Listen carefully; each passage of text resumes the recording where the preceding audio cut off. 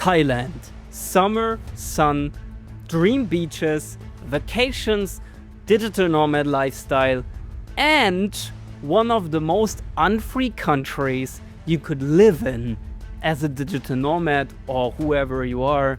But that's what they forget to tell you, because their entire product depends on selling you the dream beach vacation life.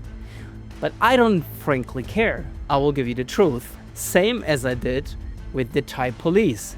Because, see, the reason that Thailand isn't free is that it has one of the strictest criminal laws in the world, which is the so-called Lese Majeste law, Criminal Code 112 of the Thai Criminal Code.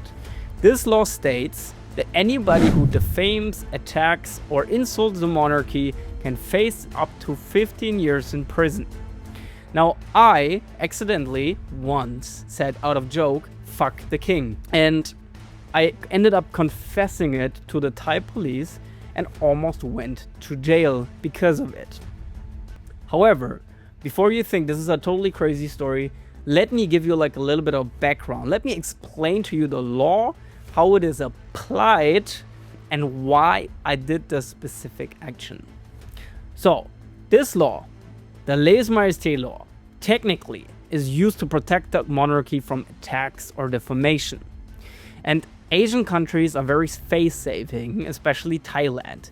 So you can't just shame people in public, right? And they're particularly sensitive with the monarchy about this stuff. But unfortunately, in the last years, especially since COVID especially, surprise, they've been applying this law extensively to silence dissent, to persecute even teenagers, human rights activists, human rights lawyers in Thailand, pretty much anybody who's critical of the monarchy or who calls out for reformation of the system. See, this is in general just a problem with these kind of laws, that where is the difference between an insult, between a criticism, between a free expression, which the Constitution of Thailand grants you? That's why I'm a total freedom of speech absolutist, because these kind of laws will always be used to suppress people that say things that you just don't like. That's it. Anyways, let me give you like a couple of examples of what this law has been used for to persecute people again and again and again. Mongol Busbas Tiarakot, 30-year-old online clothing vendor from Chiang Rai, convicted for 27 Facebook posts in 2021 deemed critical of the monarchy, including shares of international media. Initial sentence, 28 years in prison. Later, 50 years in total, adjusted to 46. He's in prison now. Anchan Prelat, 65-year-old former civil servant food seller, convicted on 29 counts for sharing, uploading audio clips from a critical online talk show podcast on Facebook. Initial sentence, 87 years, been reduced to 43 years. So the list goes on and on and on. People getting sentenced to decades in prison for online activity. You see what my problem with this? People will be like, "Oh, Arthur, you're overdoing this." No, I don't. Because I'm active online. They screen the internet. Thailand has an internet police that literally screens the internet. Anyways, how do I know this anyway, right? People never tell you this stuff. So how do I know this? Well, I'm surprised that actually nobody tells you this. Maybe because they've never been persecuted for speaking freely. I have. So I'm very sensitive for this kind of stuff, and I'm not willing to let anybody restrict my words. So I'm laser focused on the legal restrictions. They've actually seen them everywhere, pretty much international, in several different countries. This line of speech getting more restricted. But the problem with these countries like Thailand is, because of these laws, they are starting to use them to silence dissent, essentially. These people, some of them were just calling for reforms of the political system. They didn't attack the monarchy. A year ago, I was still in Colombia. So that's a secular state, a democracy. You have freedom of expression. And by a lot of international human rights metrics, that country is considered free. Thailand, in contrast, is not considered free by many human rights metrics. My problem was I already booked a flight. And then I saw from the German government that they said, well, look, they have this law and you should just shut the fuck up or you go to jail. And I was like, well, it's difficult gonna be for me to shut the fuck up because my entire brand, my entire identity, my life is based on free expression. So I just bought a one-way ticket with a substantial amount of my savings into a country that will almost certainly put me into jail for just being me. That's kind of shitty, right? Yes. So I actually went up after I saw this information about Thailand and how they apply these lèse majesté laws. I was about to cancel my flight. But I had this calling of conscience. I was like, you know what? I'm not going to run away. I'm going to face it. So I went there. I ran from Thailand. I tried to go to all these countries. I went to Cambodia, to Laos, to Vietnam, just to get away from this country as far as I can. But it didn't work. I was all the time borderline bankrupt and I didn't make any money. And then I went back to Thailand and I crossed the border and I was in a car with this Thai girl that I was dating at the time. And she said, fuck the king. And I was repeating it out of joke. It's like, haha, fuck the king. I was like, damn, I just broke this fucking law. And she did too. So I spent 2 months in Chiang Mai running away from that fear again and again because my honesty requires me to confess this to the police. Okay? That's just my mode of being. And I had this coming to my mind again and again, and I was running away from it, and I was still making no money almost, still living in these shitty hostels in Thailand with 20 people in one room, fucking assholes there. Yeah, a lot of them. Actually, it wasn't that bad. You know, Thailand actually, you gotta give them that this country is very organized, very clean. People are very hardworking. But of course, it's still not nice to live with 20 people in one room, as you might imagine. But this is something that you should learn from me. Sometimes, if you run away from this calling in your head, in your mind, that you know is right, you will not get away with it. That's what happened with me, actually. You know, I didn't get away with it. So, in the end, I was before boarding my flight to Malaysia. And Malaysia is also not a free country, but probably better than Thailand, though. I was about to board my flight to Malaysia, and there was this police station in Bangkok airport. And I had this coming to my mind again and again and again. You know what? You always criticize Europeans for having no guts, for bowing down to tyranny, for shutting up when it costs them something. And now, if you don't tell the truth in this situation, it could cost you your freedom, you'll never respect yourself again. I knew that. So, in the end, I went into the police station. There's this huge portrait of this huge picture of the Thai king behind a police officer.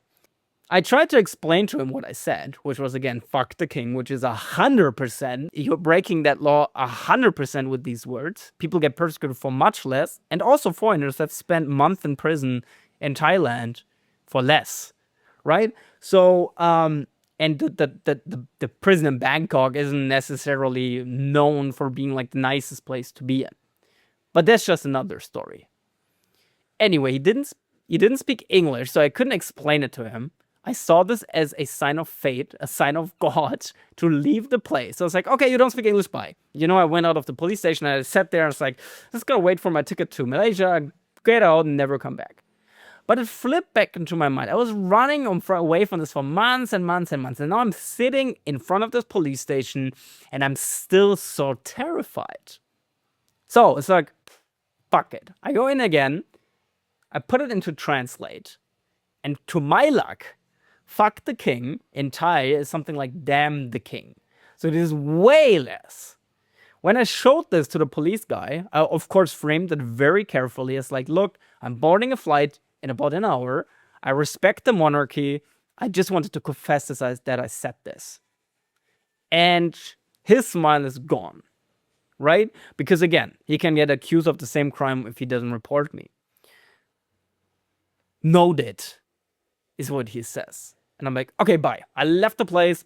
I ran to the other side of the airport. My luck, of course, that I have a German passport. If the police arrest me in Bangkok airport, like they have the embassy, they're gonna have diplomatic tension. But in the end, it's Thai law. They can do whatever they want, and they did. The positive news is that almost all foreigners who've been detained and sentenced to jail time got a royal pardon in the end. So the king signed a pardon and they were deported to back to their home country. But until that happened, they were already months in jail in Bangkok. And they don't have to. They can make you a showcase and just put you in jail forever if they want to. That's their country and their laws. Ironically, after facing this fear, I had this overflow of serotonin, this like borderline psychotic enlightenment state. Which actually these were the kind of experience that made me come back to believe in God, not in a like sky daddy kind of vision, but in a really like spiritual enlightenment kind of way. So I know there is something there. And I studied that before I faced that fear extensively.